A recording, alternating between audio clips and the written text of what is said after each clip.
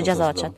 Мен айткан жокмун. Койбой сүйлөңүз, ачык маселени айттыңыз. Өзүңүз Сиз азыр мени да демократ болдуңуз азыр. Ким элеңиз мурда? Ушул сиз деген азыр адаштырбаңыз. Мен суроомду жок, адаштырбаңыз. Сиз болгонсуз. Диндин мамлекетке ажыратылган ал динге каршы эмес.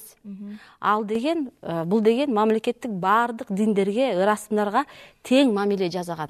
Биздин Кыргызстанда эч бир дин мамлекеттик катары деген көргөзүлбөш керек. Анткени ал конституцияда. А сиз деген эгерде намаз эметкен деген анда ал жерге церковь, чиркөө же башка храмдарда ачылат деп эртең башка динге айланган адамдар дагы ошондой демилгелерди көтөрүп баштайт. Анда сиз эмне кыласыз?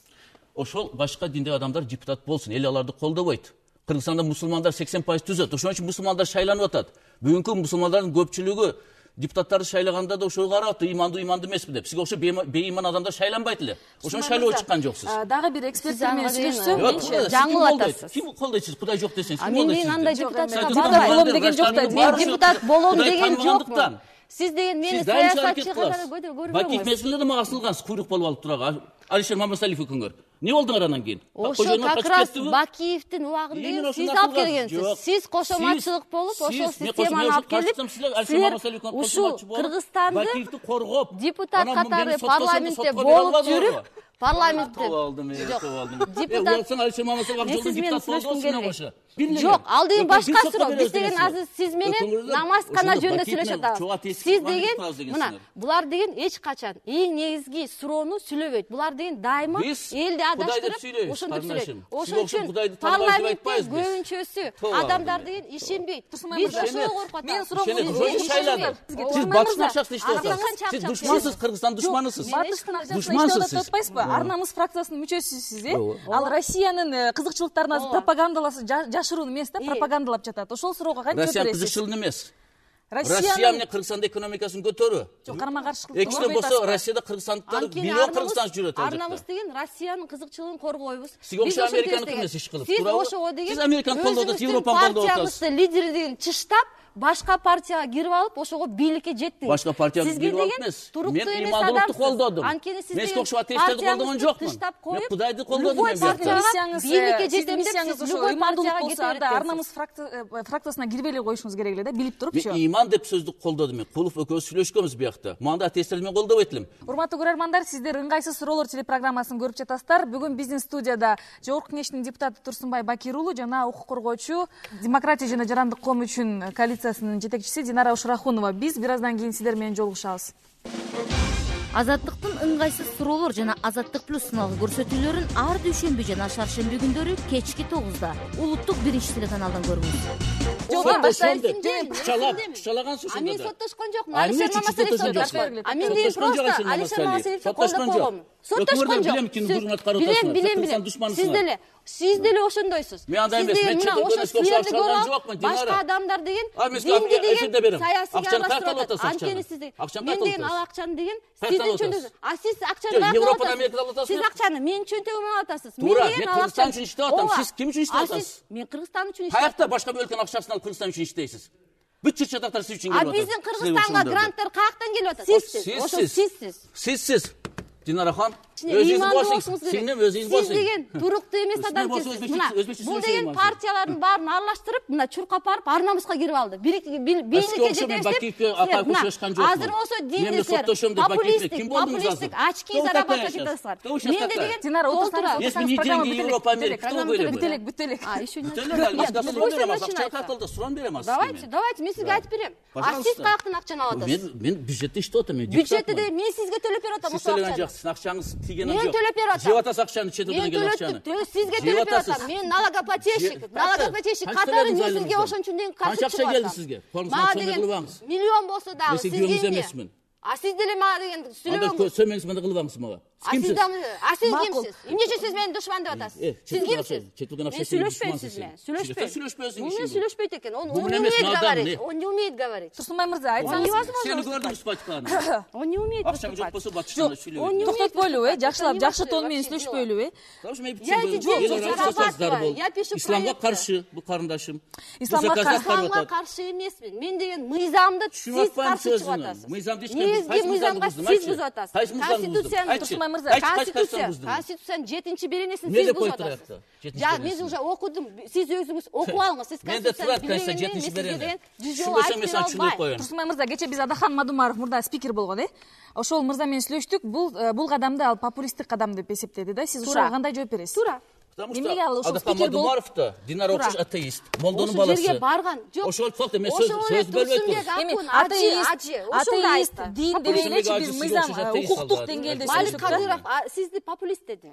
Малик Кадыров Мен дагы башка суроодо мен сүйлөп атканда тоскоолуп бересең, мага суроо бер, мен жооп берип атам. Жок, сиз дагы мен суроого жооп берип атам, Динара. Отурбаңыз мага. Жок, мен андай сөздү бөлбөңүз да. Мен суроого жооп берип атам. Эгерде биз бири-бирибизди сыйласак, анда мен сизге деген аз сөз берем, анан сиз дагы мага сөз бериңиз. Сүйлөштүк. Жок, ал башка суроодо тарбия кыламын сизди. Бар. Анда күйөөңүзгө айтып коюңуз, тарбияласыз кандай киши Мен күйөөмө тийишпеңиз. Анда сиз күйөөмө тийишпеңиз. Мен сиздин көп аягыңызга тийишкен жок. Мен көп эмес, сен көп сиз деген накажыңызда көп айткансыз. Сен батыш акчаңа көп эркегиң бар. Анда айтпа. Сиз антип сүйлөшпөңүз. Сен да сүйлөбөң. Сен да Турсунбай мырза, болду. Анда мага тийишпе андай. Бул эфирде болот. Сен биринчи баштадың. Сиз азыр мени сен дедиңиз. Сиз дедим, күйөөңүз барбы дедим. Он, оказывается, вообще не умеет разговаривать. Болду.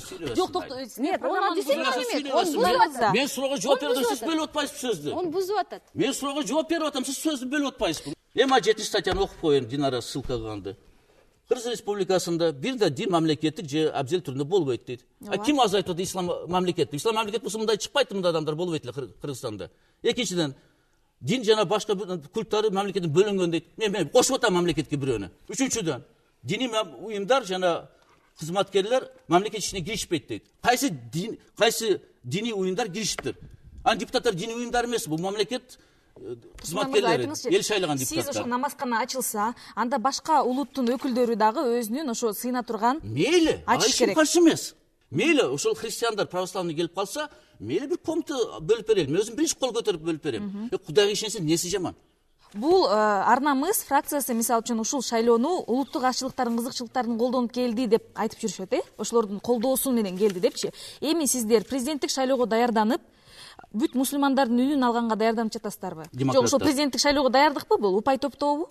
Шайлоо болбосо буну 96-жылы көтөргөнмүн, карындашым. Ошон үчүн эч кандай шайлоого тиешеси жок бул маселенин. Эгерде мындай шайлоого тиешеси барса, кулуп аз мен намаз окуп атам десе, канча адамдар каршы добуш берет ага, ошол эле орустар. Муфтияттын жанагы жума күнү эс алып атышына сиз кандай пикирдесиз? Мында өзү Дина ахама түшүндүрүп берсинчи. Эмне үчүн бизде воскресенье, суббота дем алыш күндөрү болуп калды? Турсунбай мырза жакшы түшүнбөй атат биздин позициябызды. Булар деген бул деген кайра адамдарды адаштырып, булар деген намазга каршы чыгып атат. Биз дагы бир жолу айтабыз. Биз ага намаз окуганга каршы чыккан жокпуз. Биз жанагы эле мамлекеттик органдарга, анткени бизде конституцияда дагы бир жолу эң негизги беренеде жазылып турат. Кыргыз Республикада бир дин, мамлекеттик дин катары кабыл алыш мүмкүн эмес деген үчүн. Ошон үчүн биз айтабыз, мамлекеттик органдарга намазкана ачылганга мүмкүнчүлүк болбойт. Анткени бизде Кыргызстанда көп улутчулук, көп дин, ошол жерде бүт орустар дагы, башка христиандарбы же буддисттер да болгондо, алардын баары ошол Кыргызстанда жашап, баары тең налог төлөп атат. Азыркы конституциядан, ошол конституция менен сиздер парламентке келгенсиздер, депутат болуп, светтик дегенди алып коюуга барасыздарбы? Эми ошондой демилге көтөрөсүздөрбү? Ушудан алып салыш үчүн кайра референдум өткөрүш керек. Ошого барасыздарбы? Башка маселелер толтурбосо, эл керек болсо барабыз. Бияка президент республика жөнүндө сөз кетип атат, била парламент республика. Сизге тосалып берген жокмун, токтоп туруңуз. Эми Динара ханым суроосуна. Мына телекөрүүчүлөр, Динара Шынахунованын сөзү, Толекан Исмаилованын сөзү, Дмитрий Кабактын эки сөзү, Биятай Абдрасулованын сөзү. Бүт бардыгы ушу депутаттар жума намаз окуйт экен, барат экен деп топлангышып атат. Эми болсо башка сөздү айтып атат. Эми сизге айтып коеюн. Биз башка сөз айткан жокпуз. Биринчиден. Мен сөзүн бөлгөн жок. Мына кайра тарбия жок. Сиз деген адаштырып атасыз. Жок, сиз айттыңыз. Ошон үчүн так сөйлөш керек. Сиз айтып атасыз. Биз деген сиз адаштырып атасыз. Сиз адаштырып атасыз. Азыр кайра капа болосуз азыр. Мен сүйлөгөндө каршы жаман сөйлөсөм. Сиз адаштырбаңыз да. Сиз деген так сүйлөңүз. Биз деген азыр дагы бир жолу, мына мен сизге дагы бир жолу далилдеп. Мен сөзүңүздү бөлгөн жокмун, карындашым. Биз намаз окуганга деген эч кандай динге, бир дагы динге каршы чыккан жокпуз. Биз дагы бир жолу айтабыз.